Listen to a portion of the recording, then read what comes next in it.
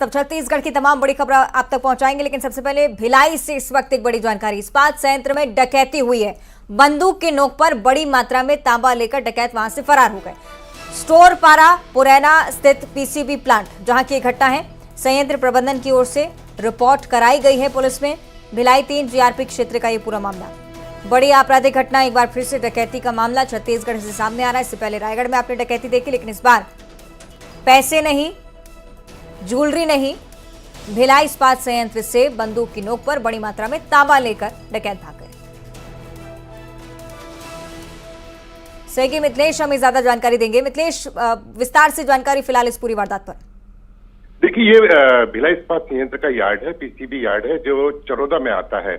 वहां पर 18-19 तारीख की रात में जो है 5 वहां पे बदमाश घुसे और बंदूक की नोक पर पहले सुरक्षा गार्ड का बंधक बनाया। उसके बाद में उन्होंने ताला तोड़ा और उसके बाद में वहां पर बड़ी मात्रा में जो वहां पर रखा गया था तांबा, उसकी चोरी करके ले गए और उसके बाद वो वहां से फरार हो गए। इस घटना के 2 दिन के बाद में संयंत्र प्रबंधन के द्वारा ये बताया गया कि वहां पर रिपोर्ट दर्ज करवाई गई है। उस रिपोर्ट दर्ज होने के बाद में अब पुलिस जांच में जुट गई है। लेकिन जिस तरह से घटना हुई है, निश्चित रूप से ये चिंतनीय विषय जरूर है कि किस तरह से जो बदमाशों के हौसले बुलंद है, वे किस तरह से अंदर घुसे और इसके बाद में घटना को अंजाम दिया। तो फिलहाल अज्ञात आरोपियों की तलाश की जा रही है। जी, ये सवाल मिथिलेश अब लगातार उठ रहा है कि छत्तीसगढ़ में आखिर क्या हो रहा है। इससे पहले रायगढ़ में भी हमने डकैती देखी, भिलाई से भी ऐसी खबर, राजधानी रायपुर में आपराधिक मामले सामने आ रहे हैं।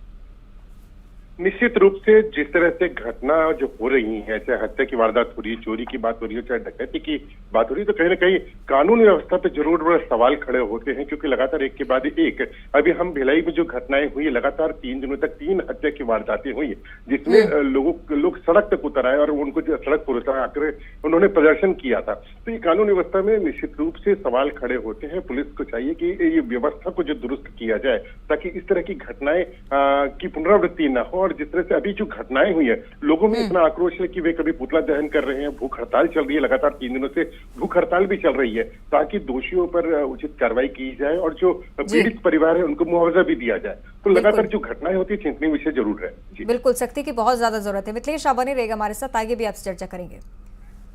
भिलाई से अगली बड़ी खबर, जहां स्टेट बैंक परिसर में भीषण आग लगी हुई है। मौके पर फायर फाइटर की टीम पहुंची है। बैंक परिसर में लगी आग को बुझाने की कोशिशें लगातार चल रही हैं। भिलाई के सेक्टर 1 में स्थित स्टेट बैंक, जिसमें अभी ये सूचना के भीषण आग धधकी और अब काबू पाने के लिए तमाम प्रयास हुए। भिलाई से खबर हम आपको बता रहे हैं। सहयोगी मिथिलेश इस पर हमें विस्तार से जानकारी देंगे। मिथिलेश, क्या मौजूदा हालात, क्या मामला है? मिथिलेश मेरी आवाज पहुंच रही है आप तक? चलिए, शायद हमें सुन नहीं पा रहे मिथिलेश, लेकिन ये बहुत बड़ी घटना स्टेट बैंक परिसर की, जिसमें अचानक से भीषण आग लग गई। आग बुझाने की कोशिशें भी लगातार चल रही हैं बैंक परिसर में। आपको बताएं कि फायर फाइटर्स की टीम यहां पर पहुंची है। भिलाई की एक घटना है, स्टेट बैंक परिसर में आग लगने के चलते खलबली मची हुई है। बैंक परिसर की अगर बात की जाए तो मुझे लगता है कि सेक्टर 1 में एक ऐसा इलाका जहां पर रहवासी क्षेत्र होने के चलते डर की स्थिति ज्यादा है। बहुत जरूरी है कि आग फैले ना, और इसलिए पहले से ही नियंत्रण पाना बहुत जरूरी हो जाता है। स्टेट बैंक जहां पर भीषण आग लगी हुई है। मिथिलेश एक बार फिर से जुड़ रहे हैं। मिथिलेश, मौजूदा हालात क्या है इस घटना को लेकर? देखिए, घटना के बाद में काफी हड़कंप तो जरूर मच गया था, लेकिन गनीमत ये रही थी कि कोई बड़ा नुकसान नहीं हुआ। सुबह 7:30 बजे के आसपास की ये घटना है, जब वहां पर गार्ड ने देखा कि सर्वर रूम से धुआं उठ रहा है। तत्काल उसने फायर ब्रिगेड को सूचना दी, जिसके बाद में अग्निशमन का दस्ता वहां पर पहुंचा और आग को बुझाने का प्रयास किया। काफी देर के बाद में आग तो बुझा ली गई, लेकिन क्या नुकसान हुआ, कैसे आग लगी थी और कितना नुकसान हुआ, ये अभी स्पष्ट होना बाकी है। क्योंकि सुबह की एक घटना थी, जब अधिकारी बैंक में पहुंचते हैं और उसके बाद में जब जांच की जाएगी तो बहुत कुछ स्पष्ट हो पाएगा कि आखिरकार आग कैसे लगी थी। लेकिन निश्चित रूप से एक बड़ी घटना टली है, क्योंकि जो भारतीय स्टेट बैंक का जो क्षेत्रीय कार्यालय कहलाता है, जहां पर इस तरह की दुर्घटना हुई थी, यदि आग बढ़ती तो निस्संदेह काफी नुकसान हो सकता था। और साथ ही जो आजू बाजू के जो क्षेत्र है वहां भी बैंक है, बड़े बड़े ऑफिसेज हैं। यदि आग भड़कती तो निश्चित रूप से वहां भी फैलती तो और भी बड़ा नुकसान हो सकता था। लेकिन गनीमत ये रही कि समय रहते इसको काबू पा लिया गया है। अभी आकलन किया जाएगा कि क्या नुकसान हुआ और आग कैसे लगी थी। चलिए, रात भरी बात की जनहानि नहीं हुई है। बहुत शुक्रिया आपका मिथिलेश। और अब बात करेंगे राजधानी रायपुर की, जहां बीजेपी चुनाव समिति की आज एक बड़ी बैठक होने जा रही है। प्रदेश प्रभारी ओम माथुर ये बैठक लेंगे। कुशाभाऊ ठाकरे परिसर में तमाम दिग्गज नेता आज एक बार फिर से जुटेंगे। चुनावी रणनीतियों पर मंथन लगातार चल रहा है। ओम माथुर की मौजूदगी जो कि इस बार होने वाली है, तो तमाम दिग्गजों को आज इस बैठक में शामिल होने के लिए कहा गया है। बीजेपी चुनाव समिति की ये बैठक, आगामी समय में क्या कुछ कार्यक्रम बीजेपी की तरफ से रहने वाले हैं, चुनाव के मद्देनजर क्या रणनीति है। आपको बताएं कि लगातार केंद्रीय नेताओं का दौरा भी बढ़ रहा है, उनकी भी पैनी नजर छत्तीसगढ़ बीजेपी पर है और इसी के चलते आज एक बार फिर से बैठक का सिलसिला।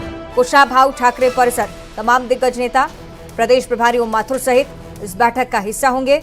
कुल मिलाकर चुनाव समिति आगामी रणनीति को लेकर चर्चा करने वाली। हो सकता है तमाम बड़ी बातें इस बैठक के बाद सामने आए कि अभी तक यही जानकारी है, महज चुनाव को लेकर चर्चा होनी है। लेकिन जब जब ओम माथुर पहुंचते हैं, वरिष्ठ जनों का पहुंचना होता है, कुछ ना कुछ हलचल बीजेपी में नजर आती है। सहयोगी युगल हमारे साथ जुड़ रहे हैं। युगल, क्या कुछ जानकारी इस बैठक को लेकर? देखिए, जो बीजेपी की बैठक है और बैठकों का दौर लगातार जारी है। जिस तरह से बैठकें हो रही है, चूंकि बीजेपी अभी अपने 21 उम्मीदवारों की घोषणा कर चुकी है और शेष जो सीट है उन पर जो मंथन का दौर है वो जारी है। और चुनाव जब शुरू होता है और उसकी तैयारियां होती हैं तो कई अलग अलग तरह की बैठकें होती हैं और तमाम बैठकों में मीटिंग अनिवार्य रूप से किया जाता है और यही वजह है कि आए दिन इस तरह की बैठकें हैं वो होती है और लगातार बीजेपी तैयारी कर रही है ताकि चुनाव में जितने जल्दी उम्मीदवार की घोषणा होगी वो जनता तक जाएंगे, मतदाताओं तक जाएंगे, प्रचार प्रसार कर सकेंगे।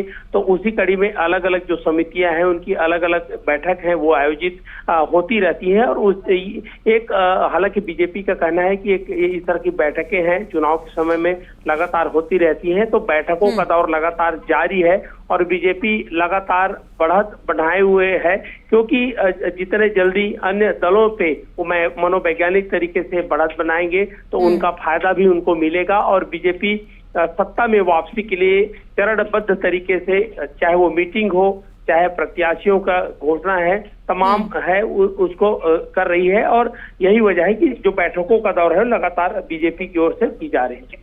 ठीक है, बहुत शुक्रिया आपका युगल। और आगे बात करेंगे नशे के सौदागरों की। बिलासपुर पुलिस ने मुखबिर की सूचना पर एक अंतर्राज्यीय तस्कर को गिरफ्तार कर लिया। पकड़े गए तस्कर के पास से पुलिस टीम ने 5 लाख की चरस बरामद की है। पुलिस की शुरुआती जांच में ये बातें भी सामने आई कि तस्कर लंबे समय से तस्करी का काम यहां पर कर रहे थे, लोगों को नशे का सामान मुहैया कराते थे। पुलिस पूछताछ के आधार पर पूरे नेटवर्क को खंगालने में लगातार सफलता हासिल होती हुई अब धीरे धीरे नजर आ रही है। तस्कर पकड़ा जा चुका है, नेटवर्क कहां तक है ये पता लगाने की कोशिश पुलिस की तरफ से हो रही है। बड़ी बात है कि टाइमलाइन भी काफी लंबी है, बहुत पहले से नशे के सौदागर इस खेल को बिलासपुर में चला रहे थे। और अब बड़ी खबर रायपुर से है, जहां रेलवे ने एक बार फिर से बिलासपुर रेल मंडल से गुजरने वाली 8 ट्रेनों को रद्द करने का फैसला किया है। इससे आज रेल से सफर करने वाले मुसाफिरों को खासा परेशानियों का सामना करना पड़ सकता है। रेलवे की ओर से यह बताया गया है कि बिलासपुर मंडल के जयराम नगर और लटिया कलतरा में सिग्नल सिस्टम को दुरुस्त करने का काम चलेगा और इसी के चलते ट्रेनों को रद्द किया गया है। सिग्नल का काम कल तक खत्म होगा, इसके चलते कल एक बार फिर से इन ट्रेनों को बहाल किया जाना है। सहयोगी युगल हमारे साथ जुड़े हुए हैं। युगल, एक बार फिर से एक ऐसी परेशानी जो कि रेल यात्रियों की निरंतर बनती आ रही है। युगल जी बिल्कुल, तो कहा जा सकता है कि ट्रेन यात्री हैं वो लगातार परेशानी झेल रहे हैं, कभी आधुनिकीकरण के नाम पर तो कभी कोविड के चलते विगत 3 सालों से इस तरह की जो प्रक्रिया है ट्रेन के निरस्त करने की या फिर दूसरे मार्गों से चलाने की वो अभी तक लगातार जारी है। एक बार फिर से 8 ट्रेनों को निरस्त करने का फरमान जारी किया गया है। हालांकि इस बार जो बिलासपुर लटिया मार्ग है वहां पर की इस तरह के आधुनिकीकरण का काम किया जा रहा है, ऐसा इसी हवाले से 8 ट्रेनों को फिर से रद्द किया गया है। तो परेशानी लगातार बढ़ रही है ट्रेन यात्रियों की और चूंकि सिर्फ ट्रेन यात्री से परेशान नहीं है, चाहे वो टैक्सी हो, कुली हो या फिर होटल व्यवसायी है, तमाम तरह के ये व्यवसाय हैं वो उस पर भी व्यापक असर पड़ रहा है। लेकिन आधुनिकीकरण या फिर कई अन्य कारणों से इस तरह के ट्रेन को लगातार निरस्त किया जा रहा है। आम जो यात्री है वो काफी परेशान है। जी ठीक है, बहुत शुक्रिया आपका जानकारी के लिए। हालांकि देखना होगा कब तक सेवाएं बहाल होती हैं। और राजधानी रायपुर में एक बार फिर से एक नाबालिग से गैंग रेप हुआ है। इस बार मल्टी लेवल पार्किंग में वारदात हुई है। बड़ी बात यह है कि इस मल्टी लेवल पार्किंग में एएसपी का दफ्तर भी है। बताया जा रहा है कि नाबालिग से उसके बॉयफ्रेंड के दोस्तों ने दुष्कर्म किया है। गैंग रेप के सभी आरोपियों को पकड़ लिया गया। सूत्रों से जो जानकारी मिली है उसके मुताबिक 17 साल की लड़की रायपुर के पास एक गांव में रहती है। अपने बॉयफ्रेंड के साथ दोस्तों से मिलने के लिए पहुंच रही थी। जयस्तंभ चौक स्थित मल्टी लेवल पार्किंग में पहुंचती है लड़की का बॉयफ्रेंड। उसके बाद उसे छोड़कर चला जाता है और इसी बीच मौजूद युवकों ने लड़की से गैंगरेप किया। आपको बताएं कि 20 दिन पहले 2 बहनों के साथ गैंगरेप की वारदात यहां पर घट चुकी है।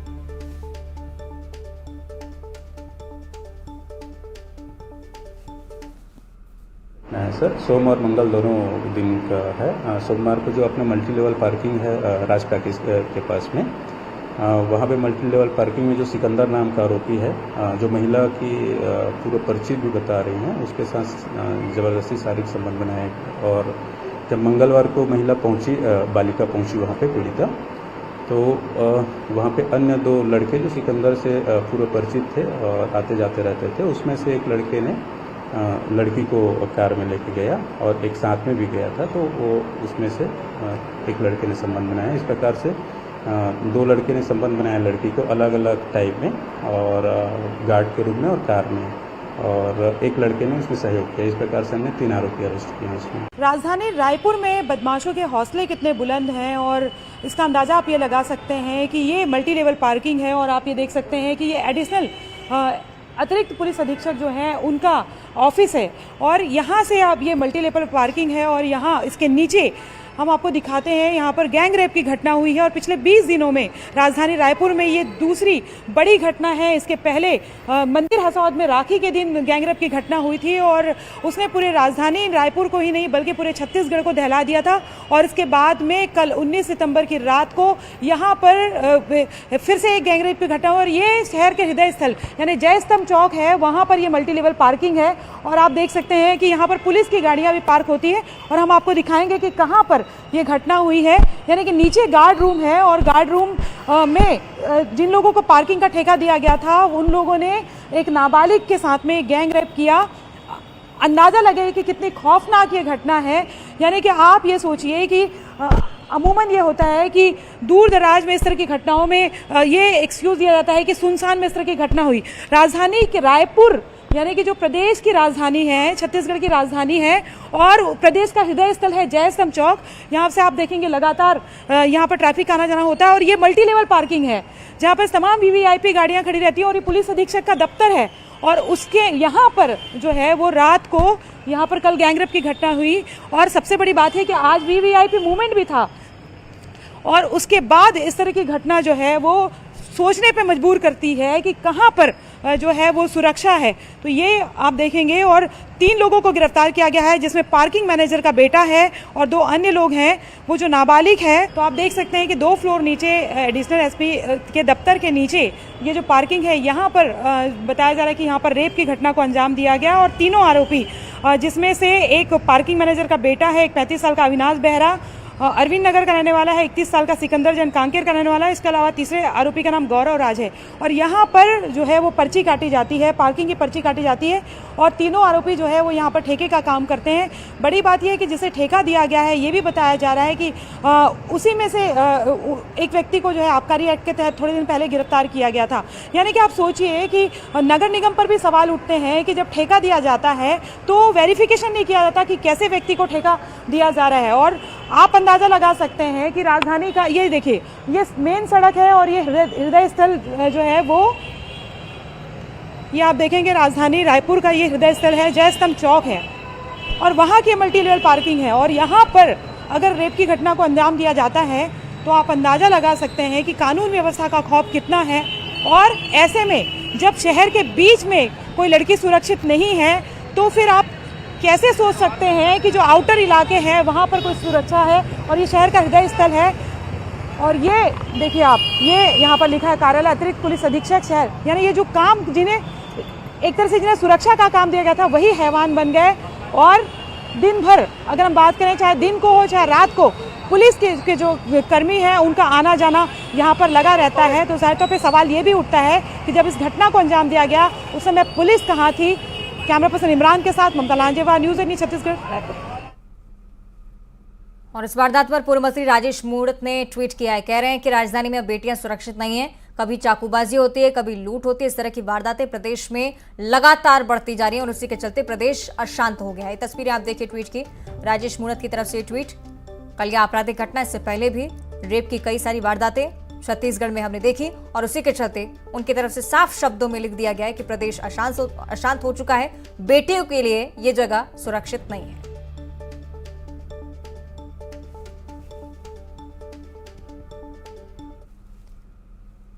और इसी घटना पर बीजेपी प्रवक्ता रंजना साहू ने सरकार पर तीखा तंज कसा है। कहा है कि लगातार छत्तीसगढ़ में अपराध बढ़ रहे हैं, मुख्यमंत्री मौन हैं। कभी कांग्रेस के नेता और खुद प्रियंका गांधी कहती थी कि लड़की हूं, लड़ सकती हूं, लेकिन छत्तीसगढ़ में जो हालात हैं उसे देखकर अब सब चुप हैं। प्रदेश में फिर से छत्तीसगढ़ की राजधानी रायपुर में मल्टी लेवल पार्किंग में एक नाबालिग बच्ची के साथ सामूहिक दुष्कर्म हुआ और आश्चर्य की बात यह है कि यहाँ पर एएसपी का दफ्तर भी है। ये क्या हो रहा है इस प्रदेश में? हर रोज अनाचार दुराचार की घटनाएं सामने आ रही हैं। उन्होंने क्या एक बार भी जानने का प्रयास किया कि यहाँ पर महिलाओं के हालात क्या है? उन्होंने कभी क्या मुख्यमंत्री से प्रश्न किया कि यहाँ पर इस तरह की घटनाएं क्यों हो रही है? वो आती हैं, समृद्धि सम्मेलन में शामिल होती हैं और उनके जाने के बाद फिर से ये घटना होती है। रायपुर से अगली बड़ी खबर, जहां संविदा कर्मचारियों की नाराजगी अब बड़े स्तर पर दिखने वाली है। बगावत के सुर उठने वाले हैं क्योंकि शनिवार को सरकार के वादों की बारात निकाली जाएगी। संविदा कर्मचारी खासे नाराज सरकार से और इसी के चलते बैंडबाजी के साथ विरोध की बारात निकालेंगे। 23 और 24 सितंबर को तूता धरना स्थल पर प्रदर्शन होगा। नियमितीकरण नहीं होने से नाराज है कर्मचारी। 45,000 संविदा कर्मचारी एक साथ प्रदर्शन में शामिल होंगे।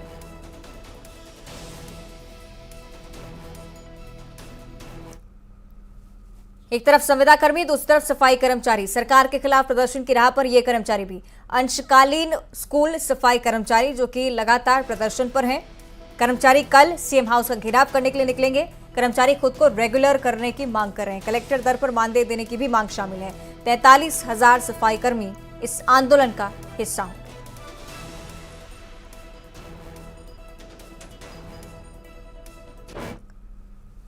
और प्रधानमंत्री के आज होने वाले अभिनंदन कार्यक्रम में शामिल होने पहुंची केंद्रीय मंत्री रेणुका सिंह ने कहा कि जो काम प्रधानमंत्री ने किया वो अमृतकाल में देश की महिलाओं को दिया गया सबसे बड़ा तोहफा है। सुनिए। हमारे साथ केंद्रीय मंत्री रेणुका सिंह, उनसे बात करते हैं। मैम, जिस तरह से प्रधानमंत्री नरेंद्र मोदी का यहाँ पर बीजेपी कार्यालय में स्वागत होगा, महिला आरक्षण बिल जो है वो पास हुआ है, कितनी अभिनंदन है, कैसे अभिनंदन करेंगे? भारतीय जनता पार्टी के एजेंडे में हमेशा महिलाएं हुआ करती थी। 33% विधानसभा लोकसभा में ये बीजेपी का एजेंडा था, जिसको 20 और 21 को पूरा किया गया। लोकसभा राज्यसभा में ये बिल पारित हुआ। मैं पूरे देश की महिलाओं को आपके चैनल के माध्यम से बधाई देती हूँ, शुभकामनाएं देती हूँ। माननीय प्रधानमंत्री जी के प्रति और भारतीय जनता पार्टी राष्ट्रीय नेतृत्व के प्रति आभार प्रकट करती हूँ कि उन्होंने अमृतकाल में महिलाओं को बहुत खुश कर दिया है और अब वो महिलाएं जो राजनीतिक पटल पर पिछड़ गई थी उन्हें एक अच्छा अवसर मिला है। मैम, लेकिन जिस तरह से आप छत्तीसगढ़ से आती हैं, वहाँ के मुख्यमंत्री भूपेश बघेल जिन्होंने सवाल किया है कि ओबीसी को भी आरक्षण मिलना चाहिए था महिला आरक्षण बिल में। लेकिन भूपेश बघेल जी बिना सोचे समझे भारतीय जनता पार्टी के कार्यों पर, हमारी सरकार पर टिप्पणी कर देते हैं। उन्हें ये पता होना चाहिए कि जो 33% आरक्षण मिला है इसके अंदर भी एसटी, एससी और ओबीसी महिला प्रतिनिधित्व को भी आरक्षण मिलेगा।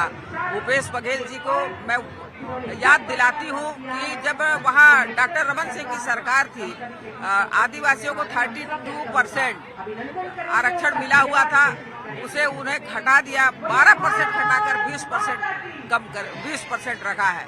तो आरक्षण घटाने का काम भूपेश बघेल और कांग्रेस पार्टी करती है। कांग्रेस पार्टी को 55 वर्ष लगातार इस देश को चलाने का अवसर मिला, उनको ये महिला बिल आरक्षण तो बहुत पहले कर देना चाहिए। संजीव वर्मा के साथ विनीत कुमार, न्यूज 18 दिल्ली।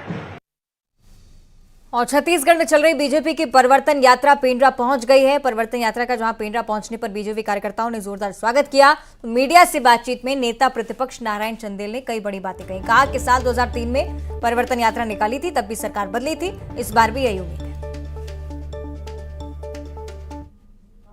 निकालने का जो हेतु है, जो आशय है, 2003 में भी हमारी एक परिवर्तन यात्रा निकली थी, जिस समय माननीय अजीत जोगी जी मुख्यमंत्री थे, कांग्रेस की सरकार थी, और उस परिवर्तन यात्रा ने उस समय परिवर्तन का अलग जगाया था। आज भी ये जो परिवर्तन यात्रा है भारतीय जनता पार्टी की, परिवर्तन यात्रा निकालने का हमारा जो हेतु है, छत्तीसगढ़ में भूपेश बघेल जी के नेतृत्व में कांग्रेस की सरकार है। और इसी के साथ इस बुलेटिन में इतना ही। नमस्कार।